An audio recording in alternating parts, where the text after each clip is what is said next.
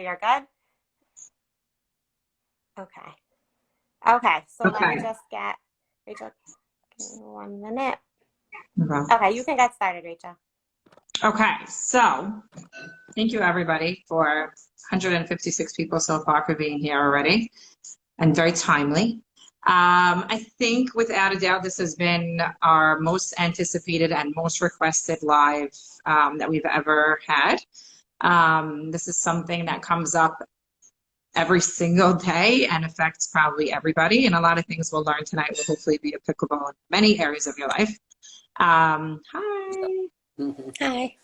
I don't know if everybody was following, anyone follows the SBH Fertility Instagram account, but we had a few questions leading up to tonight about the best thing someone's told you and the worst thing someone's told you. But one thing that really touched me was somebody wrote that the best thing someone told them to do during their struggles was to reach out to SBH Fertility. And I felt like, wow, that was such a key moment. And I do know how hard that could be for people to reach out for help. I was talking to someone today, I said, we're not used to it. We're women, we're Jewish women, we're Syrian women. We are used to giving, and understanding when we need help is such a difficult thing to do. And even when you know you need help, picking up the phone could be the most difficult part. So I understand the struggle, but I urge you to reach out to us and take a chance on us. And we hope that we could help you in any way that you need to really hold your hand through whatever journey you're going through. We actually have over 200 couples that we're currently helping. So mind-blowing number currently, right now. Not in our history, right now. I was laughing thinking, Simone, I don't know if you remember, but back in the day, I was like, Simone, is anybody going to call? Like, is anybody going to call us? And you're like, I think I would have called. And I was like, I would have called. So to over 200 people right now is pretty awesome. Just a few things I wanted to mention. We are starting a whole new slew of support groups this summer. And sign up is going to, it already started, but we're going to have, a big blowout blast this week. So please sign up this week to ensure you have a spot for this summer's support groups in every single area. We're going to have them. I'll try and put up the link a few times throughout the night. A proud moment. We're constantly innovating, and we just actually started our first ever birth trauma workshop, which is wrapping up this week. Our registration filled within almost completely in pre-registration. We had a wait list, and we're hoping to run it again either this summer or this fall. So we really like to be on the cutting edge, and very excited about everything that we're working on. Another huge thing we're working on, Laura in particular, is our summer event, which is going to be July 12th in the evening. This is for couples. We really want to make sure the men are more involved. We know Lawrence Avenue has been amazing, but we're hoping the men will come out this July 12th evening. It's going to be at the home of Nathan and Elaine Shalom, our division sponsors. So super excited about that. And yeah, I'm just really excited about tonight. Just a little bit about Simone, who's one of my best friends, but also one of my mentors and heroes. Simone earned her bachelor's degree in psychology from Barnard, and then she got her PsyD in school clinical child psychology at Pace University, where she now teaches graduate courses. She currently works as a school psychologist at Bar Yeshiva. And she also runs her own private practice where she provides psychotherapy to children and teens and runs parenting groups. Simone has been involved since day one, Laura as well. Simone helped implement our curriculum for our peer-to-peer program, and she's also trained through our Kenafayim, our pregnancy loss program. And just think it's going to be a fantastic night. I hope everyone gains. I can't wait to watch. Laura, I don't know, do I have to say day one, day zero? Rachel, we have to do this. And Eileen, I have to say that I'm very excited to have you on because I think you were probably our first success case in a way, because it was literally within an hour of us launching that we felt like, wow, we really made a difference. And I'm excited for everyone to hear about that, and have fun. Thank you, Rachel. Thank you, everyone, for joining us tonight. The SBH Fertility is really it's been an honor and working with them. We have a very special evening planned for tonight. Oh, it just got very close on me. Give me 1 minute. We have a very special evening planned for tonight. I think what's so special about tonight is we're going to hear from people from 2 different generations, right? From Mrs. Cabasso and also from her daughter-in-law, Laura. And we're going to hear about, you know, how life and how the whole fertility journey has really changed a lot in the last 50 or so years. We have so much more information. We have newer technologies. We have newer interventions that we can put into place. And I think the whole mindset around fertility struggles and people who are going through infertility has also shifted a lot. And sometimes that gap between the generations and the understandings and the perspectives that people are coming from can be quite a bit large. And we're hoping tonight to kind of bridge that gap and help everyone see each other's point of view and hear things from the other person's perspective. So before we get started and we hear from our 2 guests, which I'm very excited about, I just wanted to say, if you have any questions, if you can please put them in the question box. We're not going to be reading the comments as the live goes along. And I also just before we dive in, I just wanted to start with 2 quick points to kind of provide a framework for everyone as we listen to Laura's story and hear from her mother-in-law. When it comes to speaking with people and trying to support people with fertility who are going through infertility, I think aiming for perfection is unrealistic, right? We're never going to always say the perfect thing at the perfect time. Sometimes we might say something that comes off as insensitive. And that's okay, right? We're human, and that's part of what we do. We're not always perfect. I think what we're hoping to do tonight is to help provide some type of sensitivity about what that experience is like for people who are going through infertility. And the more that we're able to think about the other person's experience and try to understand what we're going through, we will automatically come off as more genuine, as more interested, as more caring.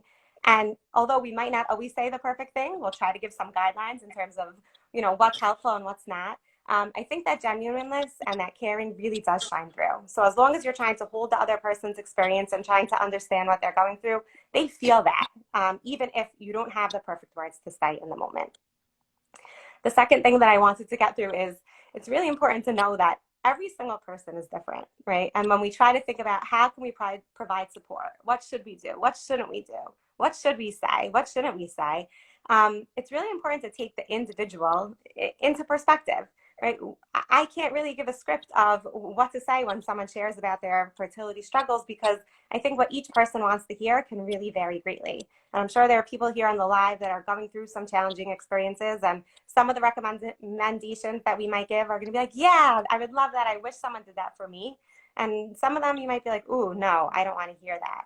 So I think it's really important to keep the person in mind, what they're going through, what their experience is like.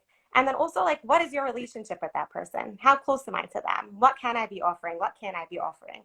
I think sometimes when we know someone is in need, or when we see that someone is struggling, we're also kind-hearted. We want to dive in. We want to do so much.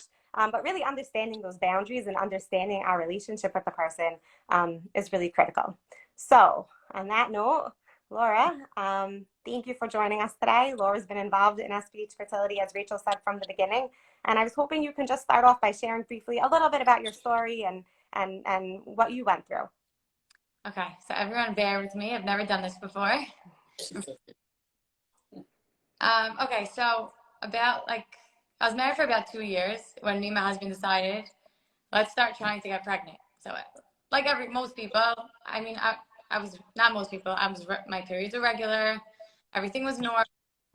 I said, okay, like most people, we're going to try. We're going to get pregnant in 2 minutes. And here, okay, it took a month, 2 months, a month went by, 2 months, 3 months. I'm at 6 months. I'm like, oh, let me go to a fertility doctor. Happened to be that month I got pregnant. I had my daughter. So I'm not going to say it took a long time, but for me, every month was just like harder and harder. Hearing more people get pregnant, saying they're pregnant. After I had my daughter, she was about 18 months. I said, you know what? I'm going to start now because last time it took me 7-8 months. I'm going to start now. So I said, all right, it'll probably take me 7 months again anyways. So again, 1 month passed, 2 months. I'm at 6 months. Once again, I make an appointment at the fertility specialist thinking, oh, maybe I'm going to get pregnant again this month and I'll cancel again. That didn't happen. I get to the specialist and he's like, okay, it's a little early, but let's just start a workup. So we went through every blood test. We did sonograms. We did any test you can think of because I'm very, very thorough. I want to check every single thing. I want to rule out everything. And everything came back normal. So we said, you know what, it's still a little early. Try a few more months. When we hit the 1 year mark, we'll talk. So now I hit the 1 year mark and I went in for more testing, more blood work. Still, everything's normal. But I'm not understanding. I have a kid at home. What's happening? So the doctor explained, he said, at this point, we're going to diagnose you with secondary unexplained infertility. It means you already have a kid at home, but you're not getting pregnant and it's unexplained. There's not, I mean, there is a reason. We just can't figure out what the reason is. Yeah. So we tried for a few more months on medications. And then he said, it's time to start IUI, intrauterine insemination. I started freaking out. I'm like, what is this? Why am I pregnant? I thought everyone gets pregnant. What's wrong with me? I was really, really traumatized, and little did I know that was not even the biggest deal of what I would be going through. So we did, I think, maybe 6 IUIs. Laura, Nothing. can you just explain for those who might not know, what exactly is an IUI? So do you want to explain it like maybe more?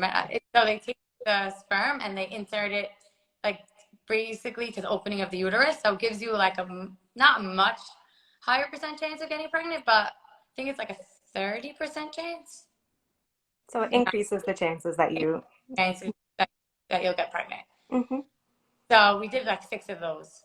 I was like, oh, of course it's gonna work. Like, why wouldn't it work? I was ovulating every month. We had 2 follicles, nice size follicles, nothing. At that point, it was, I think, about a little over a year. I was at this doctor. I'm like, I'm gonna go get another opinion. Switched to another doctor. He's like, let's try an IUI by my office. We tried another one, didn't work. I wasn't so comfortable there. I went to a third doctor. We did another IUI. And at that point, she's like, we don't really do usually more than 3 or 4. You're on like number 7. I think it's time to go to IVF. And that's when like, I was like, I cannot believe this is happening. Like I got pregnant on my own with no problem. I don't understand why I need to do IVF. It took time to process it. I'm sure. Yeah, I accepted my fate. And I said, you know what? I just want a baby right now. I'm doing it. I thought, okay, this is like for sure going to work because they're literally creating the embryo and just putting it back into my uterus, and I had a baby. So what could go wrong? We did the first round of IVF, and again, unexplained fluke. I got no embryos. We didn't understand why. There was no reason for it. I grew a lot of eggs. They just weren't they weren't good quality. And that was like maybe the worst, like the lowest point of the entire journey. I was devastated.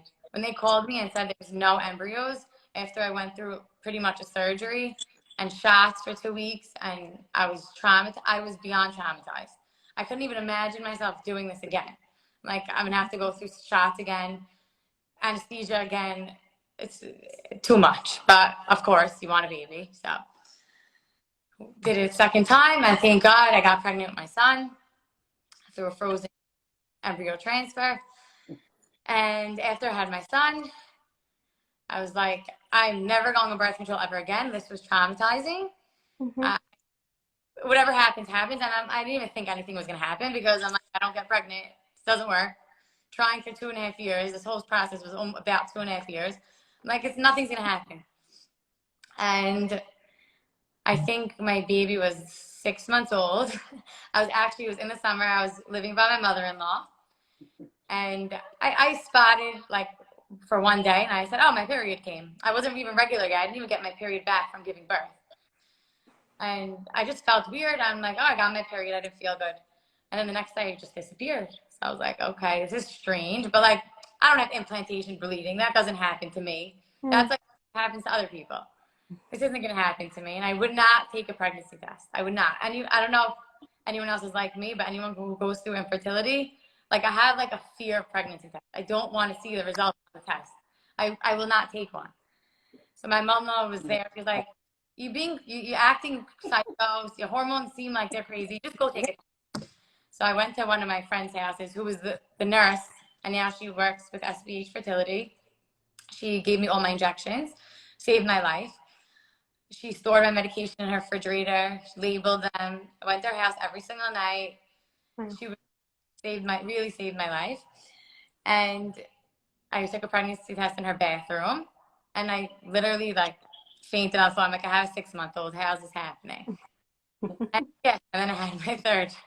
Wow. So three children. Yeah. Beautiful. So Laura, thank you. Thank you for sharing that. I know you were nervous about coming on tonight and sharing all that. I think it is helpful for people to hear what you're going through. And you hit on so many points that I think are common themes that come up. I mean, first of all, 2.5 years. That's a really long time. And another word that came up a lot as you were speaking is the word unexplained. Like there was so much uncertainty in the process and not having those answers. For someone like me, like I'm very anxious. I'm always stressed. Everything needs to be planned, organized. So like to not have a reason, it's like I couldn't function. Like, what do you mean there's no reason? Like you're a doctor, find the reason. But this happened. Right. Yeah. And you know what's interesting about your story, and I think will resonate with a lot of people listening, all 250 of them, is the piece of it that was the secondary fertility. You know, I feel like we live in a community where, for better or for worse, there is sort of this like set timeline in terms of when you get married, how long you wait to have a child. You know, people are starting to make some different choices and do things differently. How long you wait between your first and your second. And for you, how hard, you know, how strange that must have been that you were able to get pregnant with your first, and then this timeline or this idea, this dream that you had in your head wasn't really working out in the way that you expected. And once my daughter started turning 2, it's like the comments kept coming and coming. Oh, you don't want to have them too far apart. What's taking you so long? Come on, let's get on it. Yeah. And meanwhile, you deep down were really struggling and really trying, and it wasn't happening. Yeah. That's where the older generation comes in. You have the boy, welcome, like Mrs. you're going to have the girl. I'm interjecting over here. That's okay. That's great. We love to hear from you. Okay, so the reason why you have my generation on right now is because Laura and I live together every summer. Okay, and now, of course, she has Eileen, and she wants to try for, as she said, for a second child. So 1 month goes, and Laura, like she said, she wants things done yesterday. She was pregnant, and the whole time I kept saying, Laura, it's going to happen. I said, relax. I said, the truth is, I feel in hindsight, I feel badly because I think she felt I was dismissing her feelings. I really wasn't dismissing her feelings because the older generation, don't worry, it's going to happen. Just relax. The great grandmas, the grandmas. This is what, and there was no talking of IVF, IOC, QST, UPW. We don't know from these things. That's why I also, when Laura worked on the SBH initiative a few years ago at the Lawrence Avenue School, she says, Ma, come. I said, you know what, I'm going to come. You know what? I got there, 400 women were there, 9 panelists. Each panelist had a story. If I tell you at the end, there wasn't a dry eye in the place. So what did I do? I went over to every single panelist to ask them questions and to say, I had no idea. You had one panelist, Laura, 3 children she had. And she says, and I want to have my 4th. And they're telling me, and she had a hard time. And they're saying, well, you have 3 kids at home. Why do you want a 4th? She goes, not only that, I want 4, 5, and 6. Like, we as older generation also have to know what to say and what not to say. And after, when Laura said, now we're going to a specialist, I'm like, oh, So she really has a problem. I didn't believe the whole time that she had a problem because she had Eileen at home. And Laura, you know, she's high strung and she wants everything. I says, Laura, it's not going to happen when you want it to happen. It's going to happen. But obviously it didn't happen and she needed help. So that's where I came in afterwards. She said she interviewed this, she was going to this very big doctor. And I said, you know what? I want to go with you. I want to go to some of those appointments. And why did it work? Because Laura kept the lines of communication open for the two of us. She didn't shut me out as the mother-in-law that, you know, she doesn't know what she kept me in the loop. And because she kept me in the loop, I wanted to be with her. So, of course, her mother's always around. I'm around. We went to the doctors. We sat down. I listened. I didn't always understand everything, just to say, you know, all these things, but it's a learning process. And for my generation also, they should go to these initiatives also. Right, Laura? Don't you think? Yep. You know, that's why we're having, Mrs. Cabesso, that's why we're having this live, so that people can hear. You mentioned, I mean, we spoke yesterday a little bit and did a little bit of a preview. You mentioned yesterday how transformative going to that SBH event and hearing people's stories really was. Can you describe that a little bit more and share how that changed your whole outlook on what Laura was going through?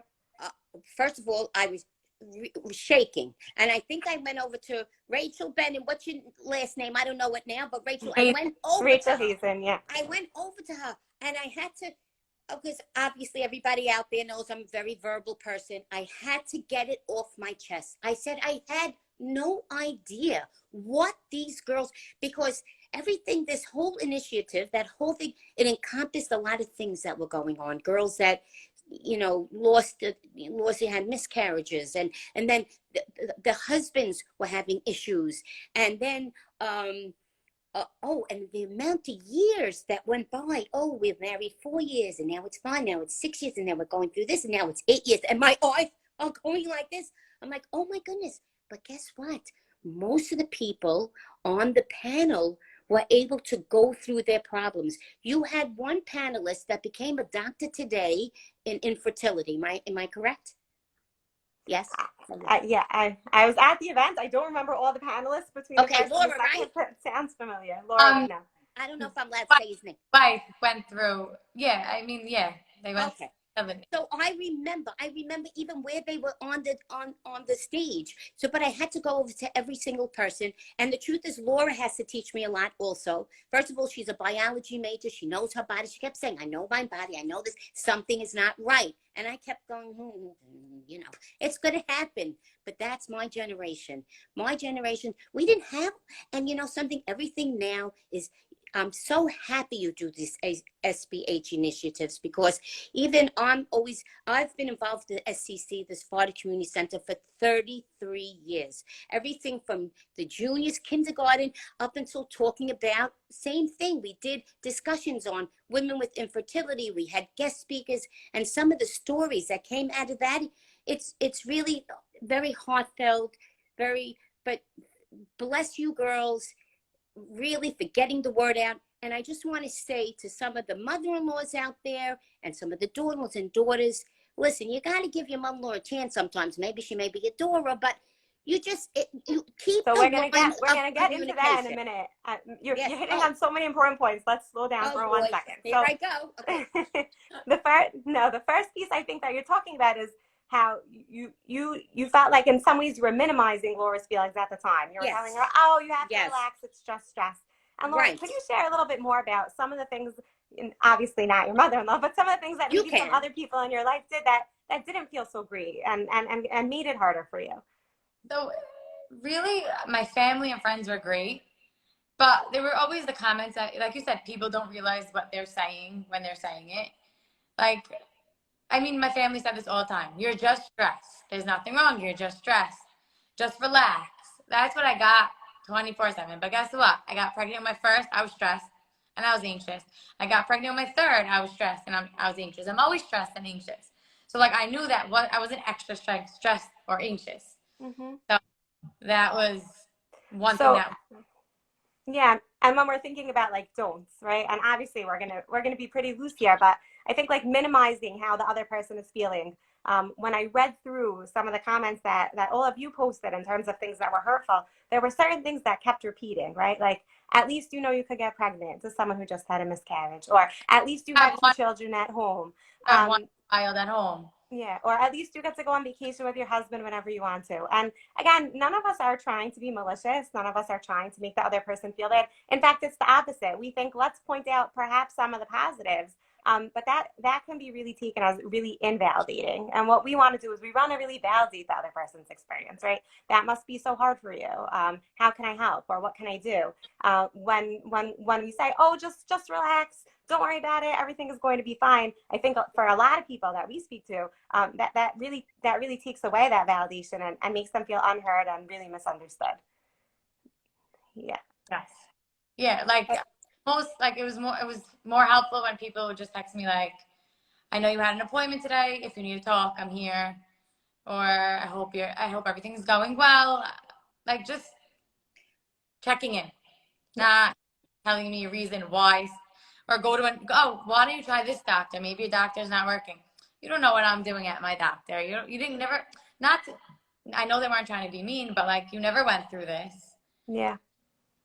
Yeah, and I think you're hitting on a really important point. I think a lot of times when you share with someone for the first time what you're going through, people have a lot of questions, right? And they want to know the answers, partly, I think, for their own curiosity, and partly because they think they're being supportive.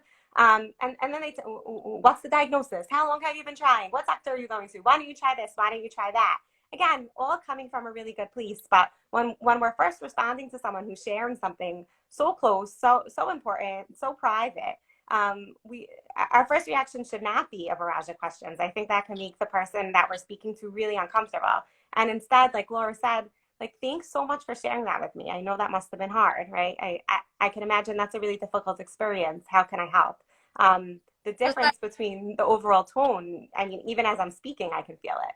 What are you going to say, Laura? I'm just saying, like, I understand, like, it sucks. It sucks. There's nothing to even say, like, to make it better. Just, I guess, empathizing. Yeah. And Mrs. Cavasso, it sounds like you really, after you went to that event, you really turned a corner in terms of the language that you used and the way that you think about this now. Can you tell us a little bit more about that? Yes. So as I said before, everything is, well, knowledge is power. When we have this knowledge, sometimes we want to share. And I was so happy to be able to have this information. So if anybody else needed it besides Laura, and then I sort of knew what not to say and what to say. Mm-hmm. If, you can't blame like my generation or the generation older, because we're doing, I remember my grandma too. I mean, really, but Baruch Hashem, I was very fortunate in having my children, and not even, I never even heard of, I got pregnant. I didn't even know how I got pregnant. I had my babies, thank God, Baruch Hashem. So, and my grandma had 10 kids, and my mother, so I don't know, thank God around me everything was okay. But you know what? I know there's struggles out there. Well, not, I know there's struggles out there. But when Laura was going through this, if she didn't communicate with me how she was feeling and I don't know if, like now, like I said, I know better now. If I want to ask a question, it'll have to be because I'm sort of invited to the question. You know what I mean? Yeah, totally. But also, I want to say another thing. I know we all talk about privacy and stuff like that, but the fact that the word gets out, girls, there's help for you. I understand there's organizations that help financially for girls that want to have babies. And then there's a whole, so the fact that you get this all out there is so very important. It really, really, really is, because back in the day, okay, my generation was a little bit better, but even before that, there was nothing like this. And how do you go on when you're, and then there's, I know Laura, she was invited to a couple of luncheons or stuff like that, and I'm not going. I said, what do you mean you're not going? No, right? So let's hear about that, Laura, because I think that's a theme that comes up a lot, right? Like going to events and how hard that might be. What was that like for you? My biggest thing, like, was not that I wasn't happy for my friends when they announced to me. I was very happy, I just didn't want to go to their brisses or cervix or anything. I was on hormone shots. I was not feeling myself. I'm trying to have a baby to get pregnant, and I'm going to someone else's event. I mean, I'm happy for them, but I just didn't need it in my, I don't know if that's insensitive, but I just didn't need it in my face. So what do you wish like those friends would have understood back then? And it sounds like some of them did, but like, you know, when you didn't go to a bris or when you didn't want to go to an event. So no, my friends really understood. No one said a word to me. I just texted my friend in the morning, like, I'm sorry, I'm not going to make it. They really understood. Yeah. And even, this is a big thing to talk about, like pregnancy announcements, like in group chats. My friends caught on to it pretty early on and stopped doing it. You know, you don't know what anyone else is going through, if anyone's struggling. And text me on the side, text everyone on the side, tell them separately, because you don't want, if for anyone going through it, your stomach just drops when you think one of your friends are pregnant. Not that you're not happy, just like your stomach drops waiting for them to tell you, like, it's going to be awkward, I'm going to feel bad, it's going to be an uncomfortable situation for them and for me. You just don't want it to happen, you know? Yeah. But it's better having it on the side. My friend would just text me on the side, like, I know I'm just like, I know what you're going through, and I just want you to hear from me that I'm pregnant, and God willing, your time will come soon, like that. Not sending announcements into group chats. Yeah.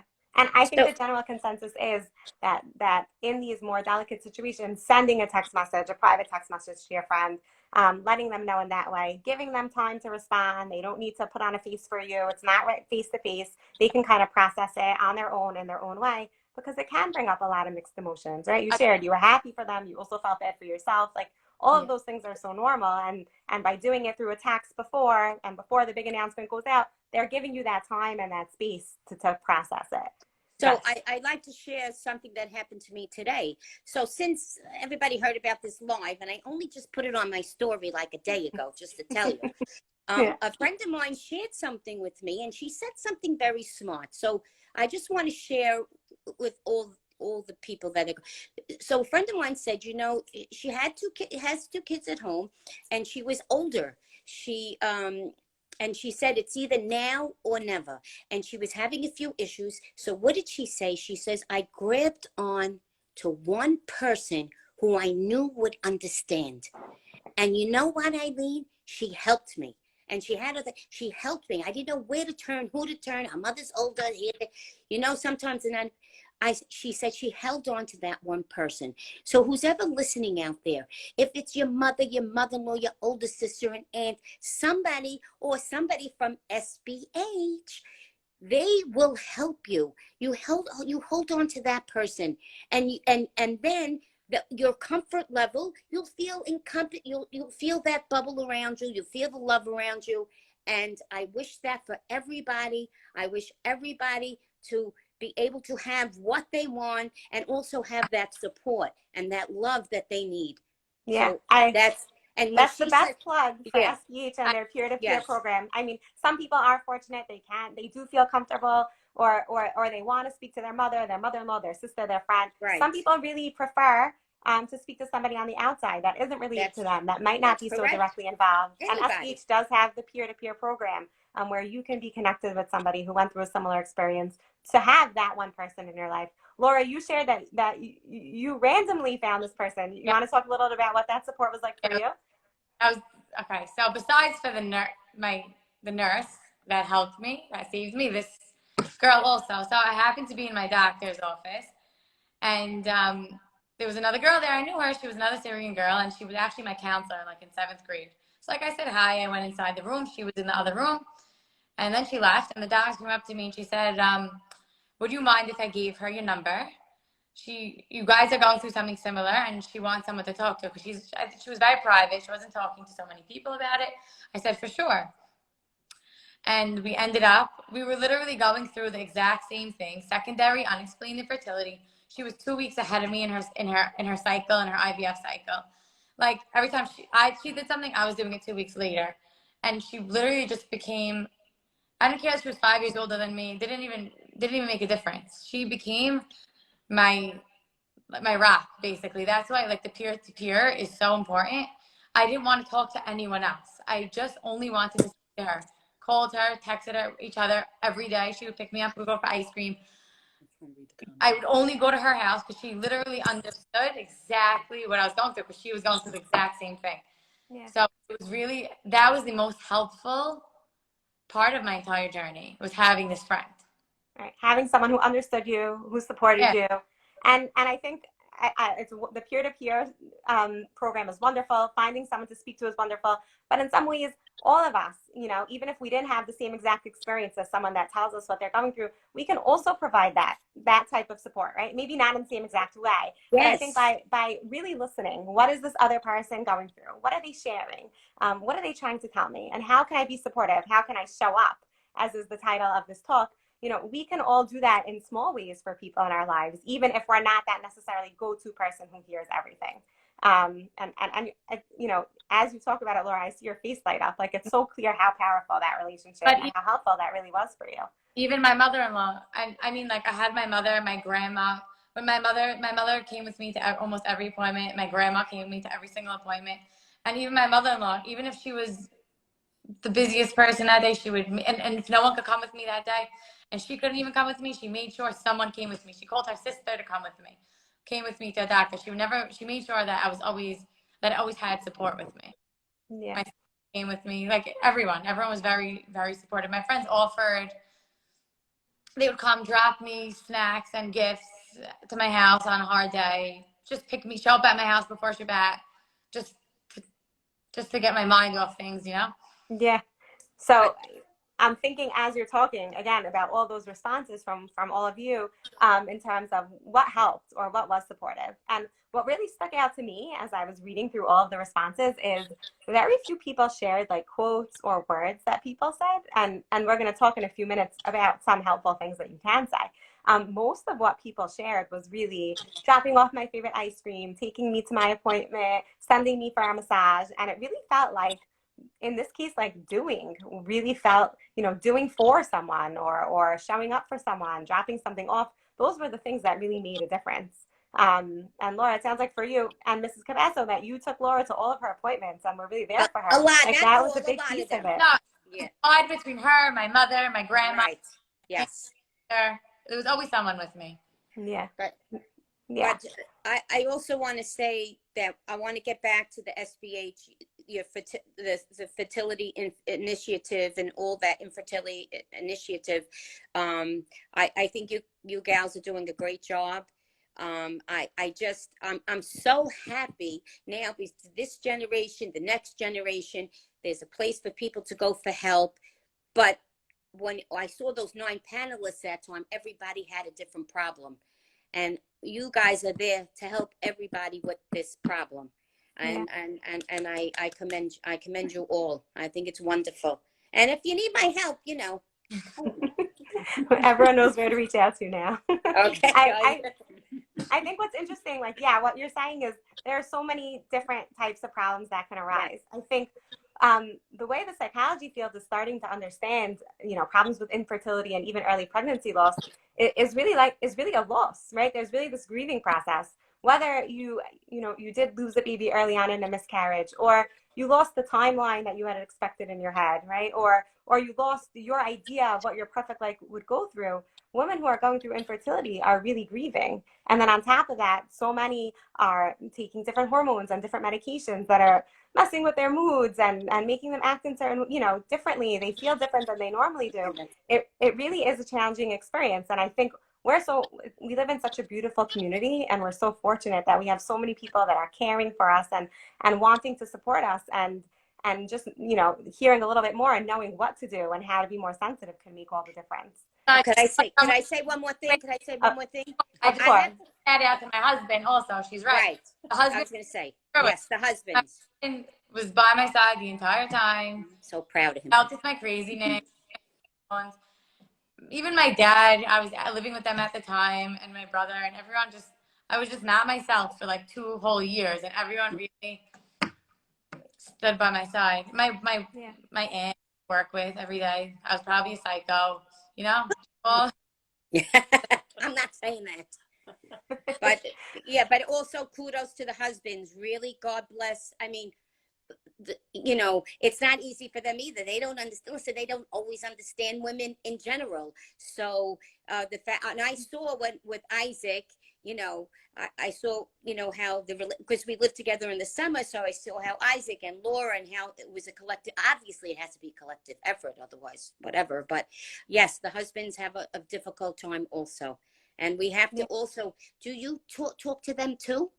So there are, yes, there are different supports Okay. through SBH Fertility for husbands as well. And I do know that this year, as Rachel said, the main event will be, you know, focusing on, you know, what the men go through too, because I do think that's an important piece. Yes. Laura, I'm going to backtrack a minute. I just want to ask you a few more questions in terms of like when we're thinking how to be supportive, what can we do? We saw one major theme that really came through is doing things, right? Like acts of service, showing up, showing that we care. In your opinion, and for everyone it's different, so let's hear from you. When you first shared, you know, what the challenges or the struggles that you were going through, what would have been the ideal response from someone? Like, what would you have wanted the person to say or do? The IVF baby. That's a hard question. It's a little tricky. Yeah. I would like to see them responding like they really care. Mm-hmm. Just saying, I can't believe what you're going through. It seems like it's very hard. I wouldn't want them giving me advice because, I mean, unless they really went through something similar and they really had advice that can help me, like went through the same thing, went to doctors, the same type of doctor, same treatment. Like I would like the advice I would get about IVF and the shots and things like that. That was helpful. But when someone didn't go through it, and I would like just tell one of my best friends that, listen, that she had completely other issues. Like people have miscarriages, people have other things. I Yeah. could have that. It's just that we were just able to understand we're each going through something different but similar time, and just say like, I understand what you're going through is hard, and like at the same time I was actually going through treatment. My friend had I would say like 11-week miss, and I was going through my things, but like I went to her house when she wasn't home. I left the care package on her bed. Yeah. The packages from SBH are unbelievable. It really, really helps so much just to see that someone's there for you that cares. And just getting a text and saying, just checking on me, like, how you doing? Yeah. Hope everything. Not Yeah. asking questions. If I wanted to tell you, I'll tell you myself. Yeah. It sounds like to me like that initial response is, I mean, for all of us out there, I think when someone's sharing, as I said before, something so personal, something so vulnerable, to just say like, wow, thanks so much for telling me. Like, I appreciate you sharing this with me. I can imagine what you're going through is really difficult. And then I think sometimes we feel a little awkward, like, ooh, they just shared something big with me. I don't know what to do with that information. I think if someone's choosing to share with you what they're going through, they do want support. They do want follow up, right? So in 2 days from them, checking, being like, oh, I've been thinking a lot about you, just checking in. Let me bring dinner for you tonight. Let me watch your kids while you go to your appointments, like offering some advice. But even if we're feeling uncomfortable or feeling awkward or we don't really know what to do, it is important to follow up, because if someone shared that with you, they're doing it for a reason, and they want some type of support or something from you. So doing so in a sensitive way could be really helpful. Yes, I totally agree. Yes. Mrs. Cabasso, I have a bit of an interesting question for you. Just hearing all this tonight, and I think what you heard at SBH, if you could go back in time, right? So like when you were living with Laura in the summer, you were seeing what was going on. What would you do differently? It's clear you would do things differently. What exactly is it that you would do differently? Well, when Laura initially told me, she was having a hard time, I think what I would do is, well, what do you mean you're having a hard time? Instead of just saying, oh, listen, I'm totally not an insensitive person. I'm very intuitive. I knew she was pregnant with that Jerry like this.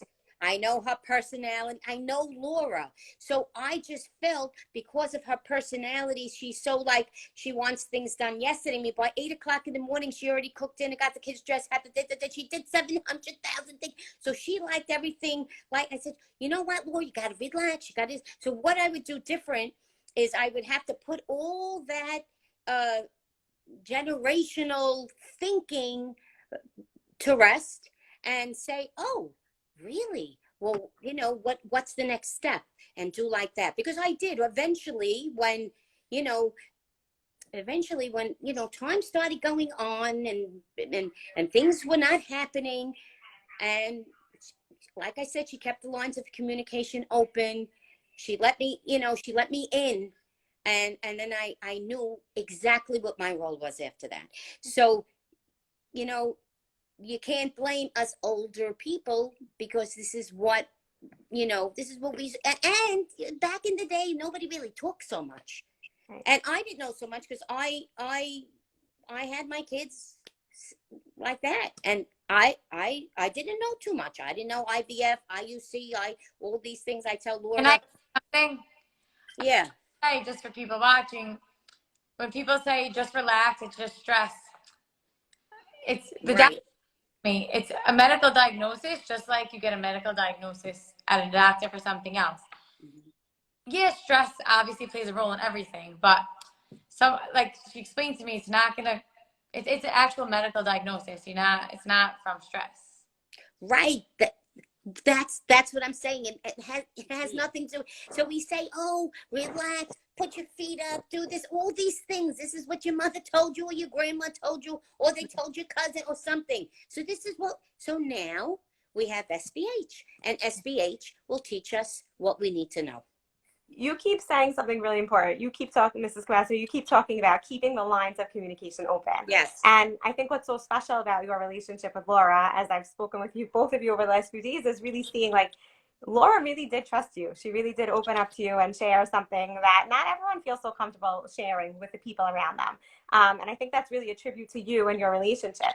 But I think what you're trying to share with everyone out there is, even if someone doesn't necessarily understand or is from a different generation or is giving you advice that doesn't seem so appropriate in the moment, to give them the benefit of the doubt, right? Like, I'm your mother-in-law, I want to help you, I might not totally get it, but right, she knew that. Try to trust me, and from these kinds of programs, we're going to try to do our part to be more educated and to learn more, right? So it kind of takes seeing both different perspectives. Yes. She would tell me like I'm an idiot. Talk to me like I don't know anything. Explain it to me. And she tried to understand. She tried. Yeah. She even told me about the ovaries. Don't you know your body? Don't you know your ovulate? I don't know what. No, I'm just saying. So she sat me down as much as she broke her heart. Okay, say it one more time, Laura. But no, I mean, I'm not joking. But I'm just saying it happened that way, right, yeah. Laura? She would say, "Ma, I don't understand. How'd you have kids? You don't know." I said, "But you know what, Laura? Thank God, like I said, Simone and everybody out there, thank God she trusted me, and she stuck with me, and it worked out. Thank God, Baruch Hashem." Yeah, and I think we're seeing that a lot. We're seeing that a lot with people who are starting to feel more comfortable to share, whether it be with their mother-in-law or their friends. Like, I think group chats become much more sensitive places, yes, when people have an understanding of what's going on and what you're going through. I think a lot of times group chats can be difficult, hurtful, like as Laura shared, in terms of without people even realizing it. And I think sometimes if people are cued in, like, oh, she's going through a hard time, it can end up being a really important place of support. I was talking to a woman a few weeks ago who told me about a group chat where she was in, where she had gone through something, she shared it, and then within the next 4 months, 4 different people in her chat also had things and started sharing what they were going through, and how they really bonded and they really connected by being able to talk about it. So, you know, for people who do feel comfortable sharing, I think it just helps the people around them become more sensitive. And then there are other people who really feel like, this is me, this is my private journey, and I want to keep it to myself. And we understand that too, right? As we started the live, everybody's different. What they're looking for is different. What they want to hear is different. What they feel comfortable sharing is different. And I'm happy that we're able to contribute to raising awareness and sharing some thoughts on this in some way. Yeah. So Laura, before we close, any last thoughts or any sum up that you want to say in terms of what was so helpful for you, like what was supportive for you, and what can people take away from this? I think the most supportive thing was having that peer-to-peer. So I'm not like I am trying to promote the peer-to-peer program, but because it really is so important. just to have someone that understands, that went through something almost like something so similar to you. Just they understand you, they get you. So that to me was the most supportive. Also, like I said, having supportive friends and family. My family did anything for me, anything. Yeah. I had my friend giving me shots every night. I showed up to her house at once. I couldn't I had to do a shot at 2:00 in the morning once. Me and my husband. You have to see two of us trying to draw up the injection into a syringe. I don't know what I was doing, and I couldn't do it. And if it wasn't given at that time, my surgery the next day was going to be canceled, and everything I did was for nothing. I literally drove to her house at 2:00 in the morning, banging on her door. She didn't end up answering the door. My doorbell doesn't ring upstairs, but the doctor ended up answering the phone and helped me do it. But like they were just so supportive. Like literally, she would have came down at 2:00 in the morning and gave me a shot on her doorstep in the middle of the night in Brooklyn, like on the street. Yeah, and I think it really is a tribute to our community, right, and our sense of family and our bonding. Would call me to the doctor. My grandma would sit with me on the train every single morning for my 10-minute checkup to see the follicle. She would just sit with me on the train for an hour and a half each way. Yeah. Everyone was very supportive. So dedicated. Yeah. So we're going to take questions in 1 minute. Laura, I want to thank you for like coming forward, sharing what you went through, and helping to raise awareness and give people some tips in terms of how to think about what other people's experiences. I think now everyone could really understand better, like what's going through people's minds if they're not showing up to events, if they're not really answering in the group chat as much, to kind of realize that there might be something else going on. And I think that's important. And Mrs. Cabasso, really thank you so much for being our entertainment, but also showing us that you can always learn, right? No. There's always more to learn, and there's always more to know. And God bless I you. really respect like how open you are in terms of some of the things that you wish you said or did differently. I think that's so cool that you're so open to it and open to learning. In psychology, and there's a lot of research in terms of which type of therapy is the best for whatever the presenting problem is. And time again, the research really shows that the most therapeutic aspect of any type of therapy is the person's relationship with their therapist. And what that always stood out to me and showed me was our relationships really are so powerful and have such the power to heal. And I think we live in a wonderful place where we're surrounded by friends and family and people who love us. And I hope tonight was helpful in terms of giving us some ideas, some tips, some thoughts in terms of how can we use our relationship to be helpful, to help people heal, to be supportive. Yeah, Laura. Support group also. After I was pregnant, I still joined it because I had a little PTSD from IVF, and the therapists are amazing. It just helps to just be in a room around the table with people that went through things like you, like similar things as you.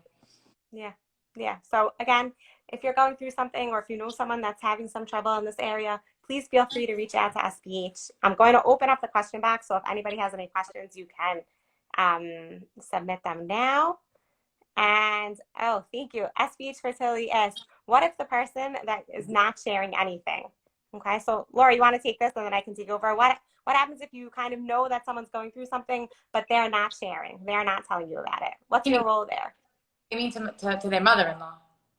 Yeah, let's say let's say you know someone's having a hard time, but they're not telling, like for people who you didn't share anything with, but they probably had a sense that you were going through a hard time. What's their role? Just honestly, just acting like not pitying me, first of all. Yeah. That's a good one. Yeah. Like it just gets awkward. Like you don't want that. And we don't like that word, Hazita. Yeah. We don't like that. Right. That's like being patronizing. Right. Also, like being there, like and understanding that I'm a very open person, but like when I went through this, for some reason, I just wasn't as open as I am about everything else. So a lot of my very close friends, I didn't really speak to about it, but they were supportive anyways. They just would text me like, "Hi, what's doing? What's going on?" They didn't push me. They didn't try to get it out of me. If I wanted to talk, I would talk.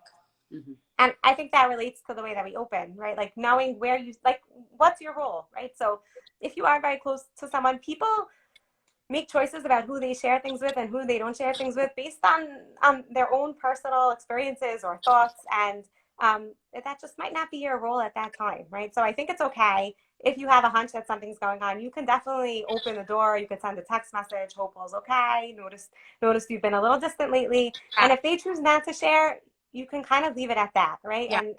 And that's just them letting you know what, this is my boundary. I need some space right now. And it's not something to take personally. It's not something to get offended about. It's just the person that you're talking to is going through a hard time, and they're supporting and dealing with it in the best way that they can. Yeah.